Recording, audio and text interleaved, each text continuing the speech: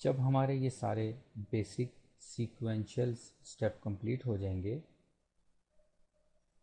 Sequential step से मेरा मतलब ये है कि अब तक जो भी हमने स्टेप्स परफॉर्म किए, सॉफ्टवेयर की फर्स्ट टाइम इम्प्लीमेंट होने के बाद आपने ये सारे प्रोसेसेस इसी तरह सीक्वेंस में करने हैं। फॉर एग्जांपल, मैंने आपसे ये कहा कि सबसे पहले आपने प्रोडक्ट रजिस्ट्रेशन करवानी है, उसके बाद आपने सप्लायर्स रजिस्ट्रेशन करवानी है, फिर आपने क्लाइंट्स को रजिस्टर करवाना है, फिर आप परचेजेस करेंगे और उसके बाद आप अपनी सेल स्टार्ट कर देंगे। ये हमारे जब सारे प्रोसेसेस कंप्लीट हो चुके होंगे तो उसके बाद आपका सॉफ्टवेयर यूँ समझ लें कि बिल्कुल स्मूथली वर्किंग में आ जाएगा, क्योंकि उसको सारी इनिशियल रिक्वायरमेंट्स का जितना भी डेटा चाहिए होगा वो सब आप सॉफ्टवेयर को प्रोवाइड कर चुके हैं। अब जब हम इनका प्रैक्टिकल कर चुके हैं तो अब मैं आपको प्रैक्टिकल दिखाने जाऊंगा तमाम मॉड्यूल्स या तमाम टैब्स का वन बाय वन, और उसमें हम डिस्कस करेंगे वो तमाम ऑप्शन जो अब तक हमने डिस्कस नहीं किए। उसकी वजह ये है कि वो सीक्वेंशियल्स या उनका सीक्वेंस में होना ज़रूरी नहीं था। तो सबसे पहले मैं सेल्स के टैब में जाऊंगा। इनवॉइस क्रिएट करना ये हम कंप्लीट कर चुके हैं। कूपन हमने ये डिस्कस नहीं किया, तो अब मैं कूपन के बारे में आपको बताता हूँ। आप कूपन के फॉर्म को ओपन करेंगे, किसी भी यूज़र को आपने कूपन इशू करना है, असाइन कूपन नंबर करेंगे। ये इसने 112 इसलिए दिया कि मैं 1111 ऑलरेडी दे चुका हूँ। इशू डेट, कूपन किस डेट को आप इशू कर रहे हैं। इशू टू, किसको कूपन आप इशू कर रहे हैं। फॉर एग्जांपल आदिल को इशू कर रहे हैं हम कूपन। जिसको आप कूपन इशू कर रहे हैं उसका कॉन्टैक्ट नंबर कंट्री कोड के साथ। ये मैं इसलिए आपको कंट्री कोड के साथ मेंशन कर रहा हूँ क्योंकि जब आप एसएमएस सेंड करेंगे सॉफ्टवेयर के थ्रू तो उसमें नंबर कंट्री कोड के साथ होना ज़रूरी है। उसका एड्रेस, टोटल कूपन में आप कितनी अमाउंट उसको दे रहे हैं। फॉर एग्जांपल आप अपने क्लाइंट्स को कहते हैं कि आपने हमसे आज 10,000 की शॉपिंग की, ये आप कूपन ले जाइए, नेक्स्ट टाइम जब आप आएंगे तो इस पर आप जो भी आप शॉपिंग करेंगे उस पर हम आपको 500 रुपीज़ का डिस्काउंट देंगे।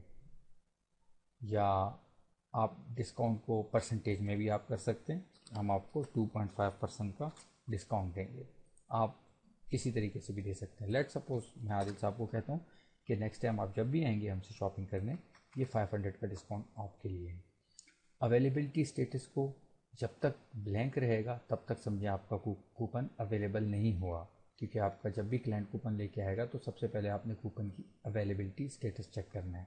लेट सपोज आपने कूपन इशू कर दिया और ये हमारे पास जो कूपन का प्रिंट का ऑप्शन है, यहाँ से आप कूपन प्रिंट करके अपने क्लाइंट को दे देते हैं।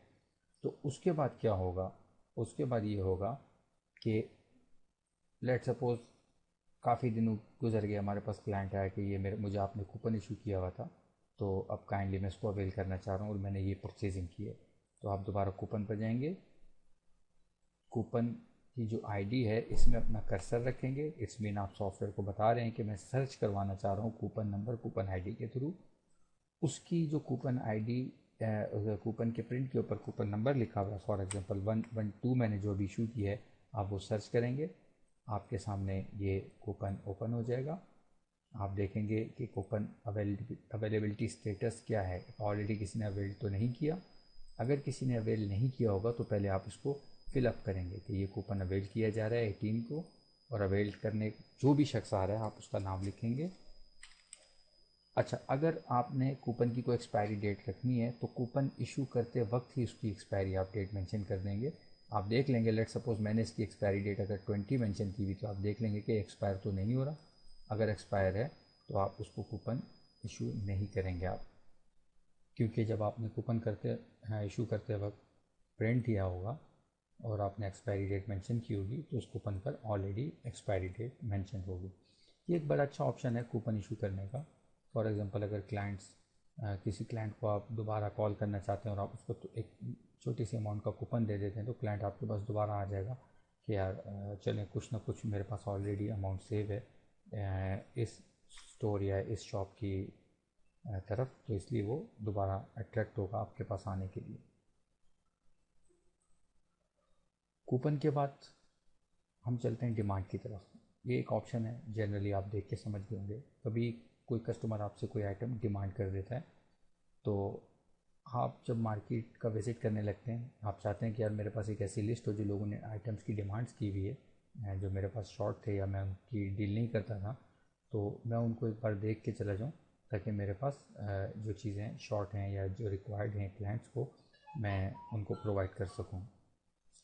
जो भी डिमांडेड आइटम होगा आप उसकी सारी डिटेल यहाँ पर, डिमांडेड आइटम नेम, डेट, उसके टिल डेट, समटाइम्स आपको क्लाइंट टाइम देता है कि अगर इस डेट तक मुझे चाहिए तो आप वो डेट लिख देंगे, डिमांडेड बाय किसने डिमांड किया है और उसका कॉन्टैक्ट नंबर लिख के चले जाएंगे, ताकि जब वो आप मार्केट परचेज़ करने के लिए जाते हैं और परचेजिंग करके वापस आ जाते हैं तो उस क्लाइंट को आप कॉल करके बता देंगे मैंने आपने जो चीज़ ये आइटम डिमांड की थी प्रोडक्ट मैं ये ले आया हूँ, आप काइंडली आके परचेज़ कर लें।